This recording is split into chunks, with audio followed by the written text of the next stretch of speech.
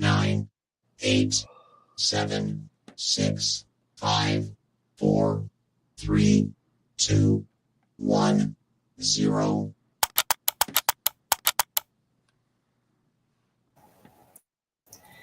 Hey, what's up, fam? I see my internet's being crazy, so hopefully we got everything situated here. Hopefully you guys can hear me. But welcome back. Another episode where I'm Faithfullee. I'm your host, Miriah. Today I'm joined by a very special guest, Raj from our SF Niners. Raj, what's up? Appreciate you joining me. Yeah, no, thanks for having me. I've just been busy. Like, now that there's no football, I got to work a lot more, and I hate it. So I need football back. Yeah.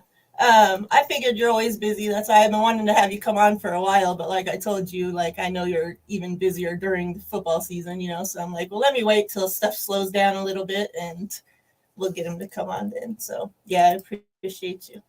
Yeah, anytime. Like I said, it's always good to be on. What's up, chat? Appreciate you guys all joining in. We're going to start off, with the giveaway. So everybody go ahead and get your numbers in the chat, 1 through 100, no duplicates.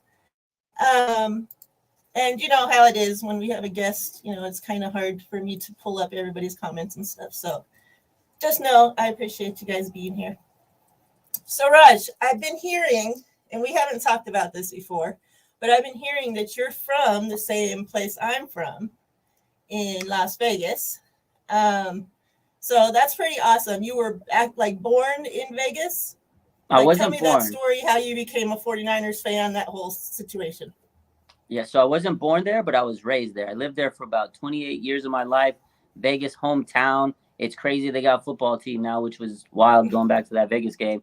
Being there, I never thought they'd have a football team. But my family moved from India. They came to Texas to California for a little bit, but I was super young. So by the time I was 5, they came to Vegas, and my dad was a huge Niner fan throughout his time, by the time he came out, because before we came to America, they used to go to, my dad used to travel to San Francisco a lot for business.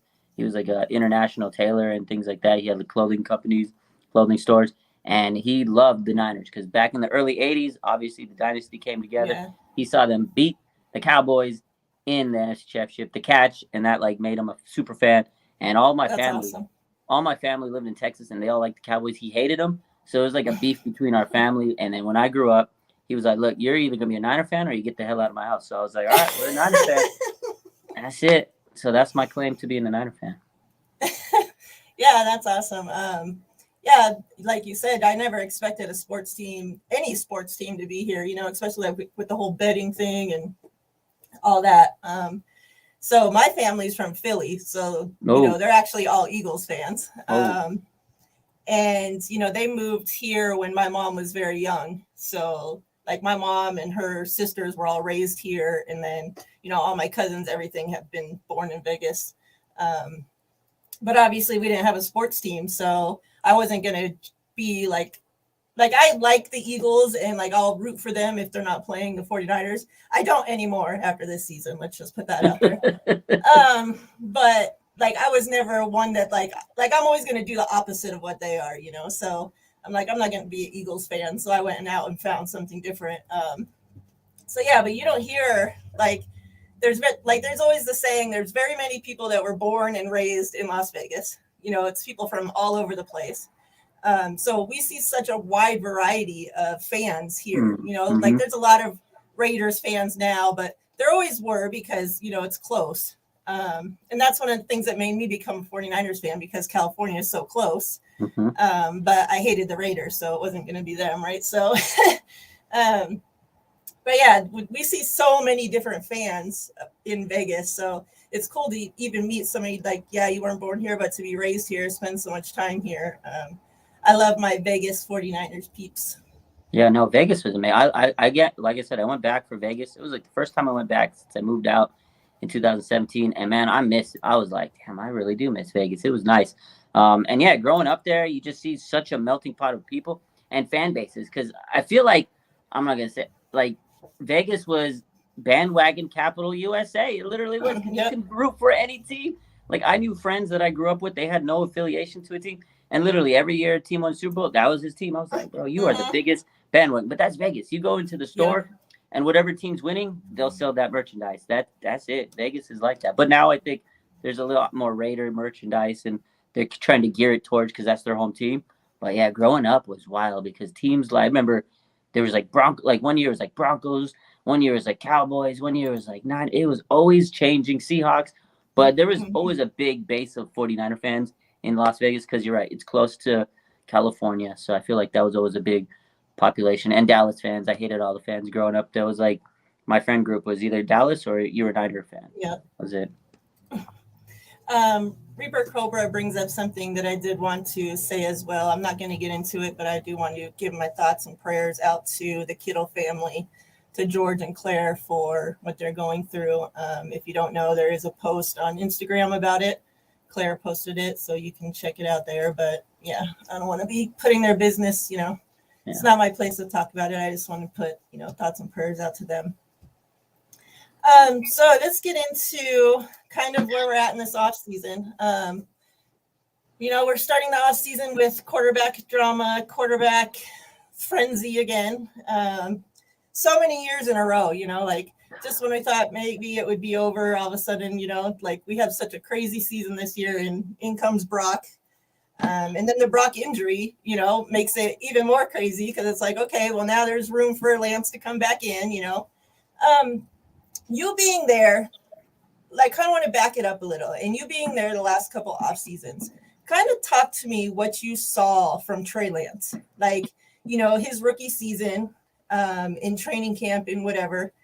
And because, it seemed like for a while there was such a buzz around Trey Lance. You had the guys from the radio station out there making videos like, oh my God, this is the guy, right? And still at that time, it was, well, there's no competition. Is there a competition? Is he going to sit? But, people were coming out of there acting like he was the greatest thing they have seen in a long time. And then all of a sudden, everything went very hush. We didn't see and hear or nothing about Trey Lance. He was like this forgotten person on the team that was just put back there.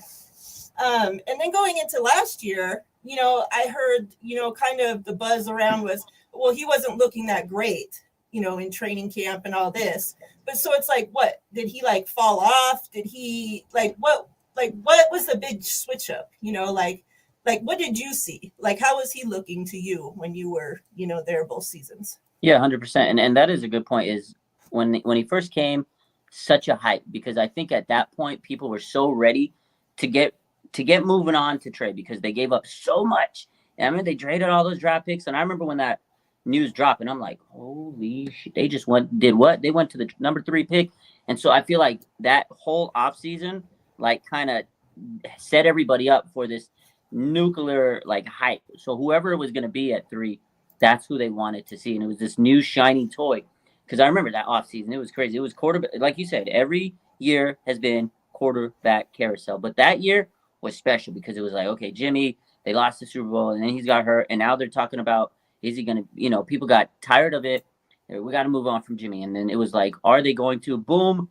They go and trade up. And it was like, oh my God, this is the nuclear bomb. So then that whole offseason, Niner content creators, we're sitting here talking about QB scouting. We were looking at Mac Jones. No, Mac Jones at 3. Justin Fields at 3. Trey Lance, all the draft hype leading up to it, I feel caused that massive hype. So then when Trey was there, it was excitement. It was oh my God, we saw it. And then I feel that season afterwards, that his rookie season, it was weird because he didn't get a lot of opportunities. They kept Jimmy around. He didn't necessarily beat Jimmy out. He looked good in training camp because that's what everybody saw. It was something different. It was something that we hadn't seen since Kyle Shanahan took over as the head coach and John Lynch took over as GM. So it was different. We were all excited. He looked great because we hadn't seen it. But, obviously the season didn't start with Trey. And they were like, okay, we're going to let him sit back and relax and learn from Jimmy. And we're like, okay, we accepted it. And Jimmy went out there. He didn't look great, but at the same time, they went to the NFC Championship. And it was like, wow, I mean, okay, you still get there. And there were times through the season I was like, oh, you got to start Trey. When is he going to start? Give him his reps. And then you had the media. The media started turning the story to he's not ready. You had Michael Silvers of the world saying he wasn't ready. That's why he didn't play. They still don't think he's ready. And then you have, the teammates. They're going to support Jimmy, whether, the fans do or not. They like Jimmy. because they went to a Super Bowl with Jimmy. They know what they expect. Just kind of like this year, you had Brock. They went to an NFC championship. They know, they saw it firsthand. They went to a championship game. Brock was a rookie. And I feel kind of like Trey has got lost in the shuffle. And then unfortunately this year, the injury happened, right? So I feel like a lot of his hype and buzz died down because we haven't really seen much of Trey. He's still an unknown. It's like a mysterious guy out there. We want him to come out. We know he has that potential. You've seen bits and pieces there, like the deep pass to Sherfield. You've seen the deep pass to Danny Gray. Like we've seen those moments, deep pass to Debo. We've seen those, but we haven't seen a lot. And so I feel like the fan base and the media, since there isn't a too much known, they're going to paint this picture of, oh, well, they don't really trust him. And the media and the fans usually go with the media. They're like, oh, okay, if he says it, it has to be true. I feel like that's kind of what's happened, unfortunately, for Trey. But this is his year. He gets an opportunity to go out there and prove himself to everybody. Yeah. I don't know. Like, I'm so, like, in such, like, a split. Like, I've always been a Trey Lance, you know, like, I wanted Trey Lance before he even came out in the draft, before he even declared for the draft. And so, like, I was super excited. Like, I'm, like, so excited to see what his potential is. But, like, I just feel like at this point, it's been so long since he's played. I feel sorry for him, like as a person, you know, like as a competitor, as a football player, you know, like everybody's like, oh, why you feel sorry for him? He makes millions of dollars, doesn't have to do anything, you know, whatever. But it's like when you're a competitor, when this is your life, you know, like, and you haven't played like any meaningful football in so long, you know, first we're told, oh, well, you know, he's not ready, so he's going to sit, you know, behind Jimmy and learn, you know, on the bench. And it's like, I was always, as soon as we drafted him, I wanted him to start. You know, like, screw this, you know, sit on the bench. Like, get him in there. He needs reps. Let him play through whatever happens, you know. So, like, I feel like that whole year, we didn't win, obviously, a ring, you know. So I just feel like that was kind of like a wasted year because there was another season of Trey Lance not developing, or, you know, we'd spend all this to get him, and he just sits there. And it's like you know, like you go out and buy a $2 million car when you're 14 years old and it has to sit in the garage till you turn 16, you know, it's like, you know, and then it's like, you know, obviously he gets hurt, you know, this year. And, you know, I'm not one that blames Kyle for that. It's an injury, you know, that's something that's beyond anybody's control. But then obviously, and we heard Trey Lance talk about this, you know, that during his interviews this week, that he just wants a shot to compete, right? Because we all seen what Purdy came in and done. Yeah. And you heard George Kittle talk about it. Oh, well, you know, it's his job to lose. And so I just feel like, again, Trey Lance is getting pushed, you know, to the side, whatever. And it's like, yeah, well, he has a chance now because Purdy's hurt, but that's the only reason he's going to get a chance. So it's like when Purdy comes back and he's able to compete, is he just going to get the job? Is it really going to be a competition? Because, you know, Kyle's weird with that whole quarterback competition shit, you know? Yeah. Like even last year, there was no competition. They just came out and said it was Trey Lance's job. Yeah. The year before, nobody says it really even looked like a competition because Jimmy was getting most of the first team reps anyways. Yeah. So, like, I don't know. I'm just so like torn, like where's it gonna go? Like I still want Trey Lance to be the guy. Like I'm in the belief now, especially that we just seen in this Super Bowl what Pat Mahomes can do. We know firsthand what Pat Mahomes can do. So it's like, is Purdy enough to be able to go to the Super Bowl and compete and, you know, beat Pat Mahomes and the Kansas City Chiefs? Or, you know, because I don't feel like he's on that Mahomes level, you know, like I'm under the belief like we need a dynamic quarterback. Jesse from Last Second Sports had put out there yesterday or the day before that 78% of all the Super Bowls have been won by Hall of Fame caliber quarterbacks. So like, and I don't think Purdy's that, you know, like I feel like Purdy, he's better than Jimmy, but still so many things around him have to be perfect in order to see the results that we just saw. Like he had a number one defense. He had Christian McCaffrey. He had all this, you know, and it's just like, if you can't expect that we're going to go into next season and have the number one defense, you know, like we lost our DC, you know, so many things change. like, yeah, I wouldn't expect a huge drop off, but you can't just expect the team to keep up with that number one defense forever. Like shit changes. So it's like, if we have a number 7 defense, is Purdy going to go out there and make up the difference? Like when we have teams that are scoring like Mahomes 40 points, is he going to go out there and be able to score 47 points to win the game? Like how are you feeling about that whole situation? No, and that's the question right now, because again, right now the Chiefs, everybody's chasing them in the NFL. And again, if you get to the Super Bowl, it's probably going to be against the Chiefs or the Bengals or somebody like that. And they all have these elite level quarterbacks. And I agree, like in order to win a Super Bowl, 90% of the time you need to have like an elite level quarterback, unless your defense is just so good, like the Ravens that year when they had, scrub quarterbacks, that they were able to do it. So there's been a few times in the NFL history, I think the Bears in '84, like very few times you can win. But nowadays, the way the NFL is, you got to have an elite quarterback. I love what Purdy did. It was a magical run.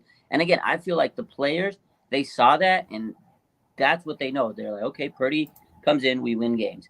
The offense was better. But obviously, he had CMC. They did have the number one defense. But we haven't seen Trey with those same traits given to him. And I agree with that. He never played with CMC. He didn't really have Kittle there. Debo and Ayuk and that number one defense. Will there be a drop-off in defense? Maybe. We got a new guy. There's going to be a transition period.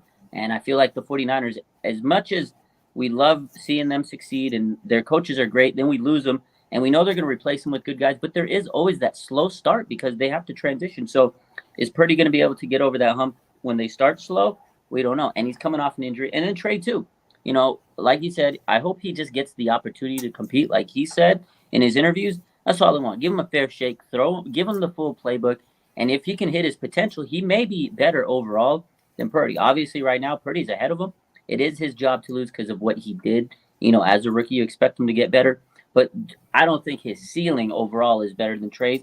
So you would hope that Trey's ceiling can be reached and they can go to that extra, level. Because I feel like the one thing that Kyle hasn't had is that quarterback, and that's why we're always talking about this every year. Andy Reid, same situation. He got so close year after year after year till he finally figured out the quarterback situation. I mean, it helps having a guy like Patrick Mahomes, but he found him. Maybe we don't know what Kyle has with Trey Lance because it's an unknown commodity. And that's the thing. I just want to see him get that opportunity. I agree with you. His rookie season, I wish they would have started him, threw him out there.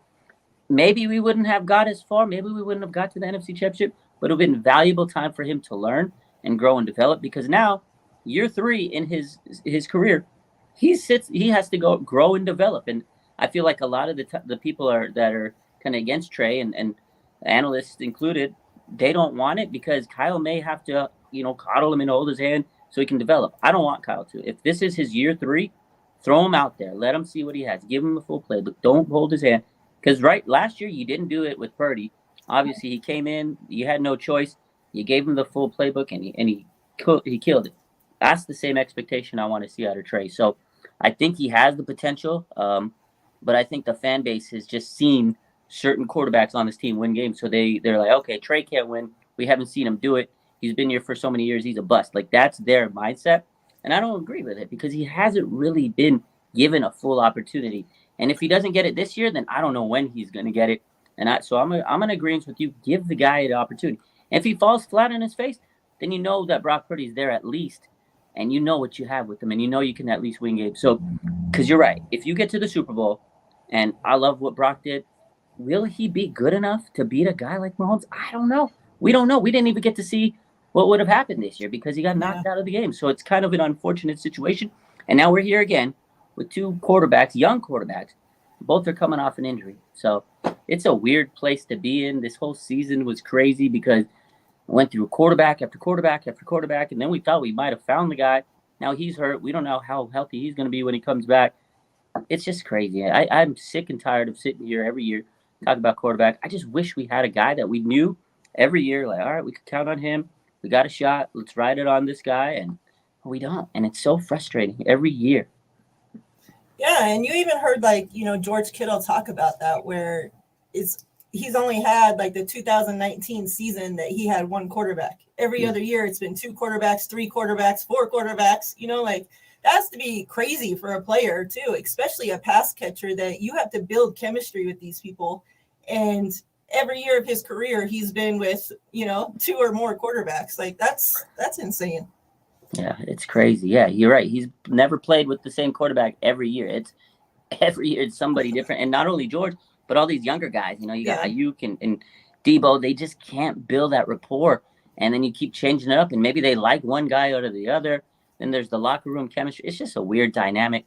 That's why I just want them to figure it out. Obviously, injuries this year changed that course and everything, but I don't know. It's just every year we're searching. And then there's always the rumor of maybe Jimmy's come back. And that would be a crazy situation, because they kept him this year when everybody thought he was on the way out. So honestly, with this team, with Kyle, I can't even make a prediction with quarterback anymore. I'm just going to let it ride out, because when I start making predictions or trying to figure it out, you get a little irritated. You're like, I thought this was the guy, So you just got to let the best man win. And whoever is that guy, I just want him to be healthy and get this team to the Super Bowl, because I'm sure you, as I want them to win a Super Bowl. I haven't seen them win one in a long time. Some people that are fans of this team, they've never even seen them win a Super Bowl. So it's been a long time coming. We just got to get over that edge.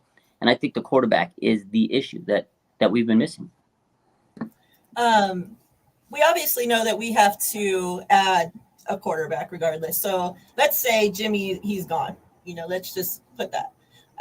What kind of quarterback, who do you think, what are your options that we could bring in, as obviously not somebody that's going to compete for the starter, but a good vet backup that regardless, we just talked about, we always need other quarterbacks, throughout the season. So if something were to happen, God forbid, to both of our guys, they can come in and win a game or two. Like, what are you looking at the options there? Yeah, 100%. I know they're going to go after a veteran mid-tier guy, like they said it. So that's my expectation, is they are going to go and look at this market. So I'm looking at guys like maybe a Gardner Minshew. He's a free agent. He's a guy that Kyle, he coached him in the Senior Bowl a few years ago. Maybe that's a guy he might be able to bring in. He'd be okay with being a backup. He understands the role. I don't think he's chasing a starter role yet. Mariota, that's a guy, maybe. You got Jacoby Brissett, there's Teddy Bridgewater. That's kind of the class of guys I'm looking at. I feel that they're going to bring in. It's not going to be anybody crazy. There's Sam Darnold, too, on the market. Like, it's going to be somebody like that. I do think that they'll bring Nate Sudfeld in back for training camp, at least for training camp, to see what he has, stick around, because he knows the system. He knows Kyle. He knows Brock. Like, they trust him. Trey loves Nate Sudfeld. Like, those two guys are boys. So I could see them bringing back Nate the Great over training camp, just to kind of be there for veteran presence. But I don't know if he'll make the final roster. But I think they'll bring in somebody like a Jacoby Brissett. And I do think they're going to draft a quarterback just in case to develop and be there. I obviously don't think they're going to start him, but they need quarterbacks. So I could see them drafting a guy a little late round. They got a lot of draft picks, so I could see them doing that, something like that. They'll definitely bring in a veteran. And again, there's a slew of quarterbacks on the market this season, so they'll find somebody. But it's going to be one of those mid-tier guys. I know there's people rumoring, Carr and Rodgers. I don't think they go after a guy of that capacity, so it's going to be a middle-tier guy. I wouldn't be surprised with any of those guys I had mentioned. Maybe Minshew. Yeah, that's a good one. I thought about when he left the Jags before, when he was, going through all that with the Jags and that. I thought about them bringing him as a backup or somebody to compete with Jimmy at the time, just to give him some competition. It's like he always was just handed a job, I felt, every year and never had anybody to truly compete with. But yeah. I think that would work out. People are saying Cooper Rush, Keenum. There's a bunch of guys out there for sure. There's plenty. Bring them all in. Let them all compete one day and pick the best man, because this team needs quarterbacks. That's what you do. Yeah. And then put some on the back burner, okay, well, if 4 guys go down, be ready, because we're calling you. It's like last year. Was it last year when they went through every running back, when Elijah Mitchell started that first game? They went through literally every running back every week. I remember, boom, news update. The 49ers have signed XYZ running back. It was like every free agent running back, Jay Adai or something, where they were signing them all. And I could see them doing it this next season with quarterback if they need to. So they're going to have a long list on speed dial, I think that's what they need to do. As long as it's not Josh Johnson, let's no hate to Josh. I never want to see him as a quarterback for us again. No, man, that was just brutal. He was scared. That man was scared. I feel bad for him. He was probably shitting his pants. At that point. He's like, I didn't sign up for this. Yeah.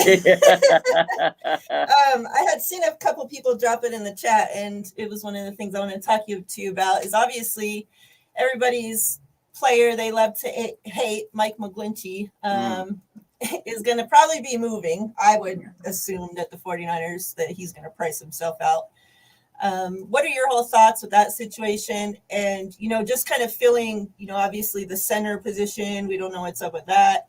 Do you think that we have the guys, on the team? Like, we thought we were going to go out, a lot of us, and make all these O-line moves in the draft. And they're like, no, we're comfortable with the guys we have in-house. They moved these guys up that had been on the practice squad that were backups, and they made it work. Do you think that's kind of what we're going to see? Do you think we end up, making some free agent moves, some draft moves? What do you think we're going to do with the O-line? Yeah, I honestly think that's the Niner way, is just build up through the people that they have already, kind of that pipeline. They're going to have practice squad guys. I mean, I think they need to fortify, maybe go and spend some money on guys. But obviously the big priority this offseason is Bosa. So they're going to have to move money around to figure out how to, give him his extension. There's ways to kind of cut cap space, which they have on the team. They can do some contract restructuring. Armstead, I'm pretty sure, will take a restructure. Trent Williams maybe might take a restructure. They can move some of that money around to allow them to absorb that. I like Jake Brendel. I know he wasn't like the greatest center in the world, but he played pretty well. And I think that they might try to bring him back. He may not. I think they'll try to bring back Jake over Mike, because Mike's going to cost a lot. Like you said, price himself out. The right tackle market's very small. I think they like guys like Colton McKivitz, Jalen Moore. They're going to give him an opportunity. You got Jason Poe and Nick Zakelj. Now, they're going to be unknown commodities, and they're going to have a lot, of pressure on them. But last year, Aaron Banks stepped up. He looked really good. I expect him to get better.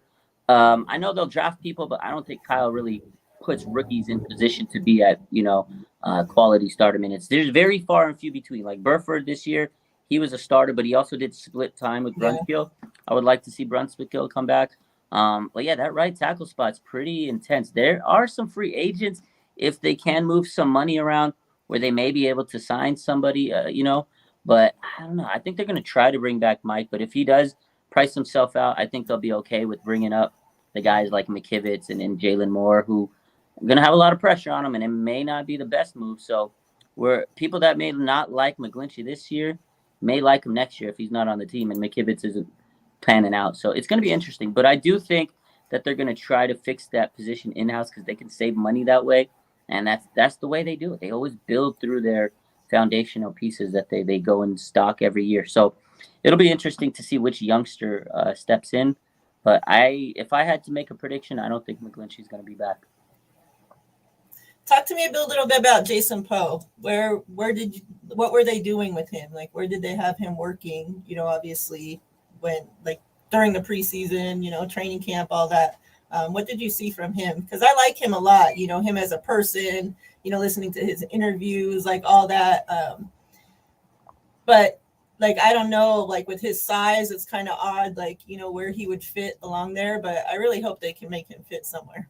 I like that guy. He's a good person. He trained with Trent Williams. I remember he told me that he was training with him, Spencer Burford, and Trent Williams last year. They all trained together, and Trent took those young guys and just trying to mold them up. So I feel like he could be a center. He's got that short base. He could maybe be a guard. He's quick. His feet are quick. And in a Kyle system, that zone blocking scheme, you need a quick guy to be able to kind of run around and be successful in that scheme. So I could see him somewhere between guard and center. Just really depends on how strong he gets this offseason. There's another guy, that guy, Nick Zakelj, who I feel is going to be molded more as center. But yeah, Jason Poe, man, good dude. He's very athletic. The guy played fullback in college too. I remember we were talking about that, how we brought up his fullback tape so he sends out a tape to all the scouts because he didn't really go to pro day. He didn't have all that stuff. He went to Mercer College. Nobody really knew him. So he was like, how am I going to get my name out there? That's what he did. He filmed it with his team. They showed him running passing drill, pass catching drills. He was doing footwork drills and all this stuff that a lineman would do, but also a fullback. And it just showed how versatile this guy was. And you see this big dude just going out there running fast like a running back. And I was like, dang. So that caught the eye of a lot of people because it went viral. And that's how the 49ers saw this guy. They're like, we can use this guy in a variety of ways, because the 49ers, they like these versatile guys that can play everywhere on the line. They can do some special teams. And I think he was awarded as one of the practice players of the year, one of the special practice players of the year. They gave him this special helmet. So this is a guy that has a lot of talent. I think they like him, and I could see him having a bright future with this team because he's worked incredibly hard. But I think on the line, he'll probably get placed at a guard, maybe center. It really depends on how he goes through training camp this year. But I could see him being like a backup guard this year. Yeah, I like him a lot. What's up, Shay? I see you, brother. Appreciate you stopping in. He lies and says, so happy I'm a Chiefs fan. You wish. Oh, man. You wish you were, buddy. Chiefs fans I see you all. I appreciate you guys all coming in. Yeah, man. I was watching the Chiefs parade a little bit earlier, and I'm like, man, that would be so nice if that was us right now. Yeah, I said the same thing. I saw the highlights and the clips, and I'm just like, God, that could have been us. Could have been us. Yeah, I'm still kind of like bummed. Like I had talked about a little bit, like how the feeling was just so much different this year because like felt completely different than the loss to the Rams last year in the championship game. Like because it's just like I feel like they just got robbed. Like we couldn't even see what would happen. Like like okay, if they were to show up and be able to fight a fair chance with the quarterback and they lost, okay, then they weren't the better team that day. But they didn't even get to see like. Yeah. So. Yeah. It was like it's going to be the biggest what if, for the 49ers. You're always going to sit there. You're going to be sitting in a hospital bed one day when you're 90. You're going to be like, what if the 49ers would have had a healthy Brock Purdy? That's what I tell my patients that. I'm like, I'm going to be like you one day in this rehab room, sitting there in my hospital bed thinking, what the heck would have happened if Brock Purdy was in? We don't know. They might have still lost, but you never know. Like last year, we had a full team pretty much, and we lost. And it was like, okay, you got to accept it. It sucked the way we lost. But it is what it is. This year, I don't even think. I think Trey Lance said it on one of his interviews last week. He goes, there wasn't even a real game, and they gave him a lot of crap for that. But he goes, honestly, there was no quarterback. So, the Eagles were playing a team that couldn't even move the ball down the field. So yeah, you never know what would have happened with a healthy quarterback. Yeah, I think that's what makes it the worst. So let's talk about a couple other people that could be leaving or the position group. Let's go with Robbie Gould. What do you see happening there? I know, obviously, there's been crazy situations when it comes time for a contract with him. They've had to tag him. He was holding out, and like the craziest shit I've ever seen with somebody in his position. We obviously know he wanted to go back to being in Chicago with his family and be with the Bears, and obviously the 49ers didn't let that happen. So do you see him finally either retiring or going elsewhere, or do you think that we end up keeping him? Because he's 40 now? I'm 40 and I can't even kick a ball freaking 5 feet.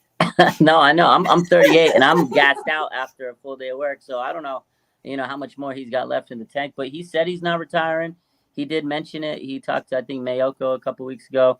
And, he says he's still got a couple years left in the tank. There's some accolades he wants to chase, some records. And I think the Niners are going to try to keep him. Honestly, he's going to cost a lot for a kicker. I know it's crazy, but you're right. This man held out a kicker. I've never seen anything like. I was like, oh, shit, this guy's really serious. I was like, just let his ass go. Screw him. I remember a lot of people were like, oh, F. Robbie. But after seeing these last couple of years with him, I need him back because I'm not trying to have any kicker issues, especially with this team that still has the Super Bowl window. If we go and get a young kicker or an unproven guy or a guy that's, okay, and we let Robbie walk and we miss big field goals, I'm going to be pissed. So I want to see them try to bring him back and maybe a little bit more than we want to pay for a kicker. But the guy is a clutch money guy. Bring him back for 2 more years. I think that's what you do. Run it back with Robbie. Give him 2 years. Maybe you can draft a guy that he can kind of mentor, develop. You can throw him on the practice squad or something.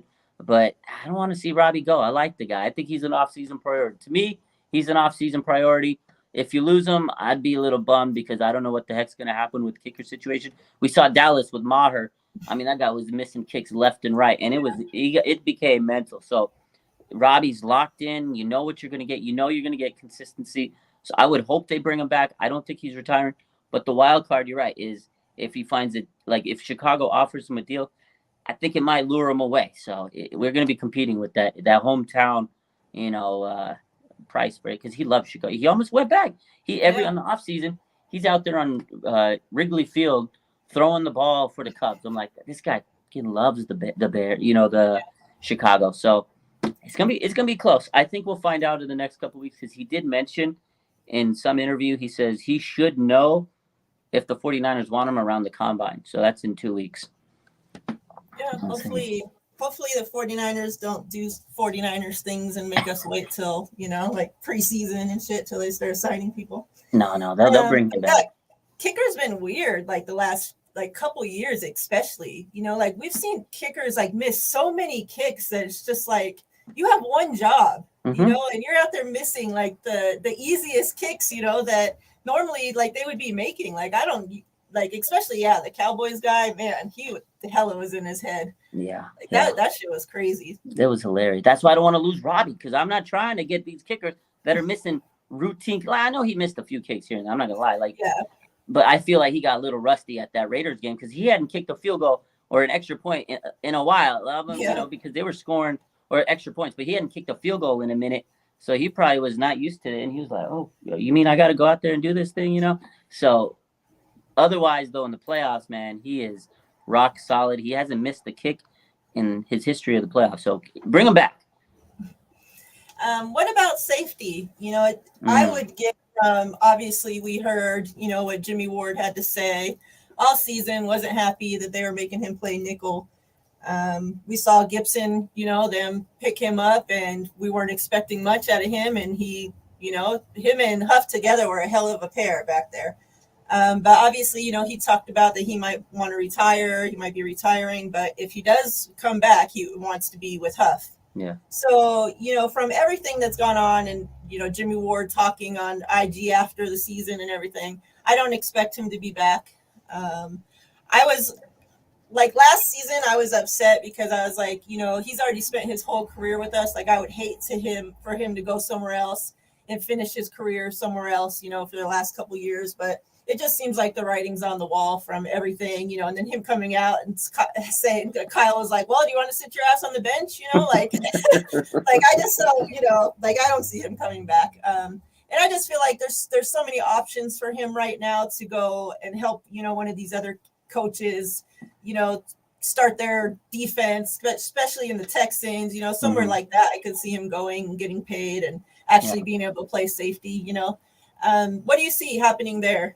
Yeah, no, 100%. I think the writing's on the wall. He basically said he'd love to stay, but price has to be right. That tells me he's looking for a, final big contract. He's played 9 years. He deserves to get paid. I get it. He wants to, cash in for his years of service and, leave on a high note and go on a team where he can maybe be a big-time veteran leader and help mold some guys. I think he wants to win, too. So I think he will think about that when he looks at negotiation because San Francisco could still tug at the heartstrings and say, hey, look, we got a winner.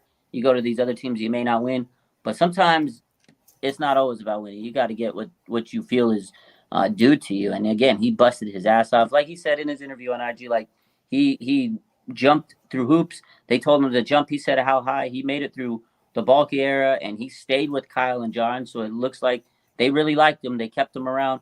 They did change his position. I feel like he was a little slighted at that at the beginning of the season, but he made the most of it, and he really became better at it. And now he knows that's a bargaining chip. He can go into free agents and say, hey, look, I can play free safety. I can play your nickel. I can play outside. I can do it all for you. I'm Jimmy Ward. I'm a jack of all trades. So I feel like he realized, okay, this is smart for me. I can go and use this as a bargaining chip. But he wants to get paid as a safety because they'll get paid more as a safety than a nickel. But, he has that versatility that teams can look at and say, damn, you can do it all. And I like Teran Gibson, love the guy. I hope he comes back, but you're probably only going to get a year out of him. So even if you bring him back and he doesn't retire and he comes back because he loves Huff, you still got to get another safety because I expect Jimmy Ward to leave probably to Houston or New York. There's a lot of teams that have our old coaches that have ties with him. So I could see him getting paid more, going to one of those teams. So you still need to get a safety because as of now, you got Hufanga and Odom. That's who's on your roster at safety. Hopefully Gibson comes back, but if they can restructure contracts and they can kind of cut some cap space, and I know they're going to get Bosa back, but if they can get a quality safety on the market, I would love it. I know they can draft well, but there's some good time guys. There's like Jesse Bates, Chauncey Gardner-Johnson. I mean, there's some quality guys. They're going to cost some money, but I wouldn't mind them going out and spending some big money on a safety. I would love it. But would I like Jimmy Ward back? Of course. I love the guy, 9-year vet, but I don't see that happening. So if you can't get Jimmy and you can't pay him a lot of money because he wants to go take a lot of money, maybe pay the money that you might have paid him and go get a premium safety. But who knows if that's going to happen? Because I'd rather spend more money on a guy like Jesse Bates because he's 25 than Jimmy Ward, who I love him, but he's 32. You're going to get a little bit more. You're going to stretch that contract out a little bit more with the Jesse Bates or a Chauncey Gardner than you would with Jimmy Ward. I don't know. It's going to be interesting. Safety definitely is a position we need to look into. There are some other veterans like Poyer who could play maybe for a little cheaper than he would have played a couple of years back. So safety market's going to be interesting, and we definitely need to look in and get a quality safety. So we'll see. Melissa brought up, and this is somebody I didn't have down, but obviously we saw McCrary Ball gets signed for 1 year.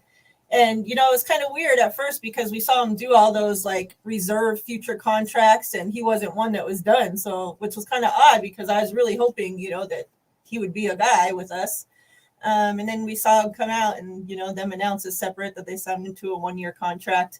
Going into this season, though, it was more of a, who are we going to keep? Greenlaw versus Aziz. Obviously, during the season, we saw them pay Greenlaw. So I would assume the writing's on the wall for Aziz to go. And he can go and be like the guy somewhere, right? Like, we talked about the Texans. Like, I could so see him going there, him being the guy, him having the dot. We've seen him run that role before when Fred was out, to set that culture there. Like, I could definitely see that happening. So, and he deserves that, right? Like, why should he take less money to be the third dude somewhere when he can go be the guy somewhere?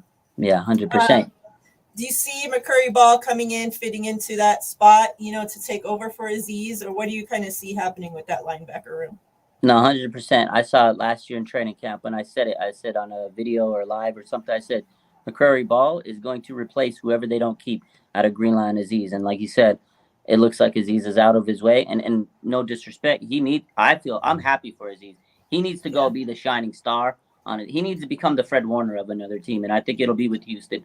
That's my bold prediction for the offseason I had said a couple weeks ago. So, yeah, McCrary Ball, the guy was so good in training camp and preseason. I feel if he continues to if he continues to play where he left off from last year and comes into training camp with that, 100%, he's going to be linebacker 3 easily. I would be shocked if he wasn't. I know they got some guys, but he's going to be cheaper than a guy like Flanagan Fowles. Oren Burks is good as a special teamer. But this guy, McCurry Ball, he's special. I feel like he's definitely going to be that linebacker 3. He's got a killer mentality to him. So he'll be the guy, I'm pretty sure. When I saw that signing the other day that they re-signed him for 1 year, I was like, yep, Aziz is gone. He's gone. Because they just signed this guy who can take over Aziz, and Aziz is going to get paid a lot of money, as he should. He deserves his money. Yeah, I agree. One more thing for you, and I'll let you get out of here. I appreciate your time. I know you worked all day, so I don't want to keep you. I know you probably have 10 other shows to do anyway. Like, you do a show every day? Every day. I go live every day. I post the news every day. I'm at work doing stuff, and people are like, you going live? You posting? They're like, breaking news. And then they're like, oh, wait, you just posted this. I'm like, that's it. That's what we do. It's crazy. Man, I don't know how you keep up with that shit. Even just doing a show like 1 day a week, man, like I was so exhausted. Like I told you, I had to take like a couple week break because I was just like mentally freaking exhausted from it, Like I couldn't imagine doing all the shit you do, putting out all the news, like, because that shit, like I find out from you, because as soon as it's coming out from the team or from a reporter, whatever, you're like on that shit. So it's just like, man. It is exhausting. It's mentally draining. Plus the, working on top of it. Like there's days where I'm just like, oh man, like these last few days, I'm not gonna lie, I went to bed like way earlier than I usually do. I actually got a full 8 hours last night. I went into work. They were like, you look exhausted. I was like, I'm so tired. I was dog tired. And, working with patients and being in rehab, that's a physical demanding job. And you get burnt out taking care of patients plus being in social media. So I'm like combining them both. By the end of the week, sometimes I'm just like, oh my God, just worn out. Yeah, it does take its toll doing show every day. Like you said, just doing the shows is tiring. So it is a lot of work. Give me a couple free agent signings. If you had money was not an option, you can go out and get a couple free agent guys to help us beat the Kansas City Chiefs next year in the Super Bowl. Oh, man. We're getting Orlando Brown, right tackle. He's going to be the highest paid right tackle in the market. He's the guy. I'm taking Brian Burns if we can get him. We need to give Bosa some. Nick Bosa needs help. Yes. He needs some help. Give him a premium edge rusher. I know we got some guys. I know we got Drake who's going to develop, but I don't expect Drake Jackson to go from, solid rookie that, still needs some polishing to a 10-plus sack guy in 1 year. I think he'll make a leap, but we need a guy that can go get me double digits. So get him and Chauncey Gardner-Johnson. We need that safety like we just talked about. So those three guys right there on defense, we're good to go, man. And then hopefully the quarterbacks are healthy. That's it. That's what we need. All right, chat, stay around. I'm going to do your giveaways. Let's get Raj out of here. I'm sure everybody already follows you, but just in case there might be one person out there that doesn't, let them know where to find you, what you got going on. Yeah, of course. Appreciate you for having me on again. As always, hit me up if you ever want me back. We'll figure it out as we do. But yeah, our SF 49ers on YouTube, our SF 49ers on Twitter, Instagram, even TikTok. But I don't post on TikTok it's just hard to keep up with all of them. But basically, all platforms, our SF 49ers, and I'll probably be live later tonight. Who knows? All right, Raj, I appreciate you so much. Keep doing what you do because you make a huge difference out there, and so many of us little guys look up to you. So I appreciate it. Appreciate you having me on, and enjoy Las Vegas. I got to come back out to Vegas again sometime. Maybe we'll link up when we go to Vegas. Yeah, for sure. So, yeah, of course. All right, Raj, thank you. Appreciate you. Yeah. Chat, what's up? Let me change this, but if anybody didn't get your numbers in there from when we very first signed on, go ahead and get them in there. We'll go ahead and get some giveaways done for you guys. Appreciate you guys hanging out. Let's see, so I don't have my head split in half. Let's get rid of this. All right. So yes, I see everybody. Thank you guys so much. I appreciate you guys. Normally I go through and show everybody love, but when you have a guest, it's kind of hard because, I don't want to stop him from talking to throw all this random shit out there. But I see y'all. Mike, I see you. Melissa, JV, Sim, Rick Diaz, Shot J, Eric Wallace, Tanya, Ink Talk TV, Alberto, Peachy, 49ers Drive. I see you all. I appreciate everybody. Christy, thank you guys all for coming through. Everybody that I didn't mention, I see you guys. Let's go ahead and get this giveaway, and then we'll do another one, and then we'll get out of here. Let's see. What should we do? Let's turn on some lights in here. I don't even know where my damn remote is. So, since I took a couple weeks off, when I sat down to try to do everything today, nothing wanted to come back to work. The computer didn't want to work. The cameras didn't want to work. These things didn't want to work. Like, everything's like, hell no. We're still on vacation, so. Yeah.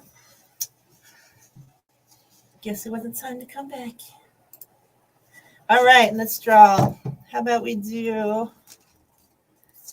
let's do a couple things since you guys have been waiting so patiently and great.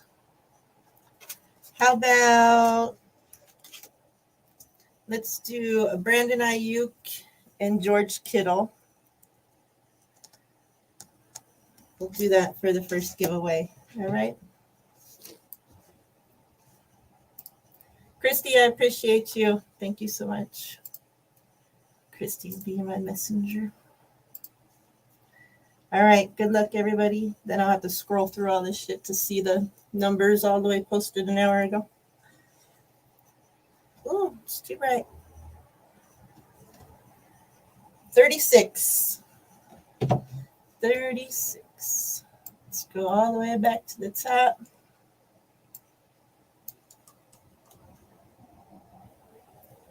I see this 31 as I'm scrolling through. Let's see what else we got.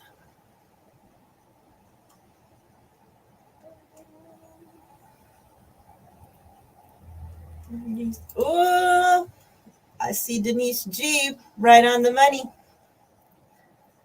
Right on the money. Congrats, Denise.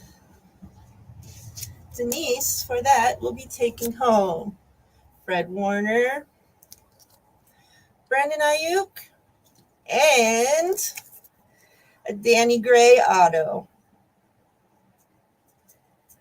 Congrats, Denise. Congrats, congrats, congrats.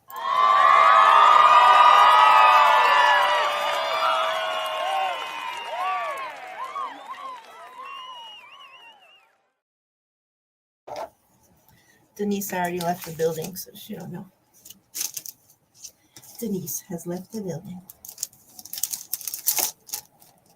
Congrats. All right, you guys want to go ahead and start entering your numbers, get your numbers in, everybody that's left. We'll go ahead and do another giveaway. Then I'll get out of here. I'll be back tomorrow with TL at 4 Pacific time. So make sure you guys come back. We'll see how TL's feeling about some off-season stuff. We'll do some more giveaways. You know the vibes. Denise, congrats. I have started packaging up giveaways, so if I message you, you know yours is coming. If I haven't, I'm still getting some together. So. Also, I know some of you guys aren't on Twitter, or, you know, things get lost on Twitter. So we are doing a giveaway when we hit 500 subs and 1,000 subs. So it's just a reminder, we're almost at the 500. So tell your friends, tell your people, get the word out. For 500 subs, we're doing a giveaway. You have to enter on Twitter, though. So it's my pinned tweet. If you go to it, you just have to post proof that you're subscribed to the channel, and you have to be following me and TL. I'll then, you know, do a Twitter giveaway, random thingamajig, and then the winner will get their choice between this Fred Warner autograph or this Elijah Mitchell autograph. So you'll have your choice between that, and then you'll also get this Ricky Waters autograph. So make sure you guys are entered into that if you haven't already. If you're not on Twitter, well, you got to go get a Twitter, because that's the only way I can get, you know, everybody into the same place entered. So that's where you got to be entered at. So we're almost there to the 500. So like I said, tell your people, get us there. We appreciate it. And yeah, then we'll do the giveaway for that. And then at 1,000 subs, we're doing a jersey giveaway. It'll be on the same post. So once you enter for the autograph giveaway, you're entered for the jersey giveaway. It's on the same one. So once we get to 1,000 subs, we'll do a jersey giveaway. On there, it's for a Hufanga jersey, but you can pick the jersey of your choice. It doesn't have to be Hufanga. It can be any current player. So yeah, make sure you're entered. And soon we'll find out who the winner of that is. I appreciate you all. Alberto, I'm not, like, I have an IG just because I've had to get one, you know, it's for, you know, random stuff, but I'm not active on IG. Maybe one day, but it's just, that's too many to keep up with. So I'm mostly active on Twitter, the most out of anywhere. Twitter and YouTube, but mostly, you know, I'm on Twitter all the time.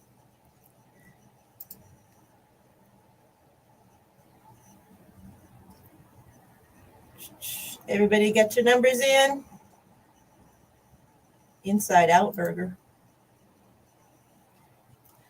The new, if somebody, the next person that guesses exactly right, it's for this TDP jersey card. It's numbered rookie card. It is number 341 out of 399. So that's the next extra goodie. extra goodie. And then for this giveaway, we're going to do, sorry, Melissa, juice. And let's do some Drake Jackson. And let's throw in this Trey Lance behind the numbers rookie card. Good luck, everybody. Sim says Instagram still exists. I used to be on Facebook. I had a Twitter, but I really didn't know how to use it, and I didn't use it at the time. So, but I had one, just because. And then I used Facebook just because that's how, I kept up with everybody from high school and from family and stuff like that. But then I started using Twitter for sports, and YouTube just got, not YouTube, Facebook, what's it called? Yeah, Facebook just got too political. Like everything, like from my family, people I don't know, freaking randoms, like every post was just about like political stuff. And I don't want to get into politics. I hate politics. I hate talking about it. And so, like, why do I want to get on somewhere and just see all politics, something that I hate? And, just makes me fight with people. And like, that's not my thing. So I just stopped logging into Facebook. Like I log in to post the shows, the shows play live there on Facebook. But other than that, I don't really get on there.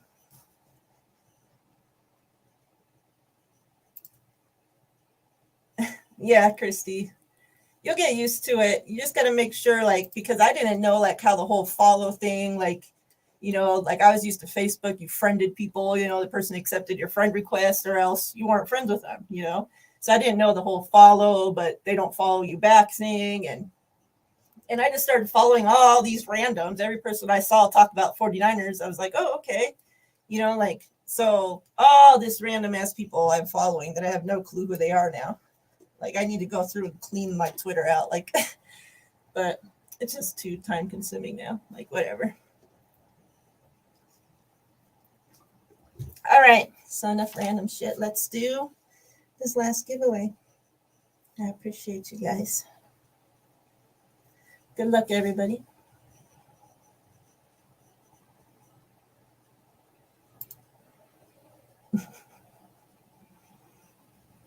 Every episode, people ask Melissa why she hates juice. You need to just type it up onto a little, flashcard or something, and then just copy paste, or just hold the flashcard up to the camera, so everybody can see every time somebody asks you.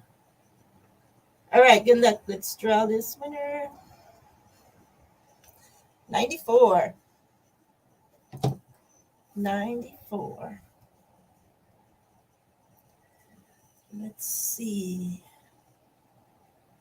I was going to rhyme with 4, but the only thing that the first rhyming word that I came up with was 4 was whore, so I didn't think it would be a good idea.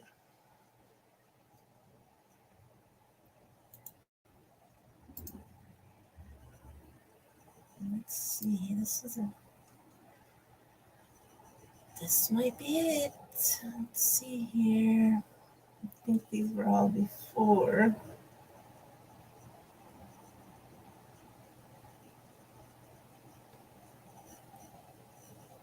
Let me double check. Might be Christy with 85.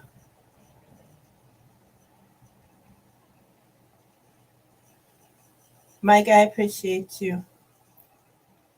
Appreciate your shout outs.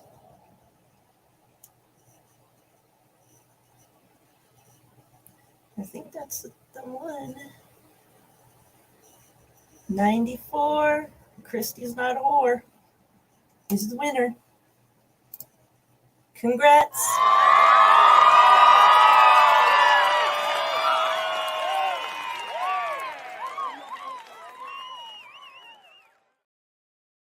Christy's taking home this Melissa's favorite 44 juice.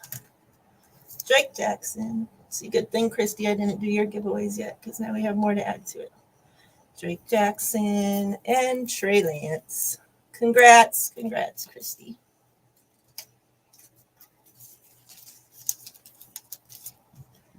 What? Oh yeah, Alberto, I saw you had 81. Yep. All right, fam. That's it for me. Like I said, I'll be back tomorrow with TL at around 4 Pacific time. I appreciate you guys all tuning in. It's good to be back. I missed you guys. Already after like 2 days off, I was like, okay. Like, because for a minute, like, you know, I was really thinking, like, should I stop doing the channel? Should I stop the channel? And I knew once I started having those feelings that I needed to take a break and like really think about shit and make sure, you know, this is what I wanted to do, because I don't want to ever be doing this and this not being something that's coming straight from the heart and something that I love to do, because then you wouldn't be getting, you know, you wouldn't be getting authentic Miriah. You know, like I feel like it would be something that was forced, and I don't want this to ever become something that I feel like I have to do, you know. I want to do it because it's something I like to do, because I like talking to you guys, because I love the 49ers. I like to talk about them. So I just needed to take a little bit of time and get my thoughts straight and make sure that, you know, even though maybe things aren't growing and happening as quickly as I thought they would, or, you know, would hope, that I was still wanting to do it and do it for the right reasons, you know. So yeah, after a couple days, I'm like, oh my God, I want to go back. I want to talk about sports. I want to talk to my people. So yeah. Sim says, don't. Chris Borland does. I love you guys. I appreciate you guys so much. But yeah, glad to be back. And now on Tuesdays, every Tuesday night at, I don't know, sometime 5, 6 Pacific time around there, I'm going to be doing a show with Ryan from No Border Sports and with Beto. So every Tuesday it'll be showing on all 3 of our channels. So make sure you guys, starting next Tuesday, we'll be doing that. And now that it's the off season, I'm going to try to get, you know, some other people, other content creators, you know, to come on. I just hate asking people, you know, especially like bigger people, busier people, to come on during the season, because I already know that, you know, they're doing so much already. So the off season, things slow down for everybody. So yeah, I feel like I'm more able to ask people to come on. So hopefully we get some great guests lined up. Started it off with Raj. Again, Raj, I appreciate you coming on, brother. But yeah, I'll see you guys tomorrow. And we're back. I love you guys. I appreciate you guys. We're out of here.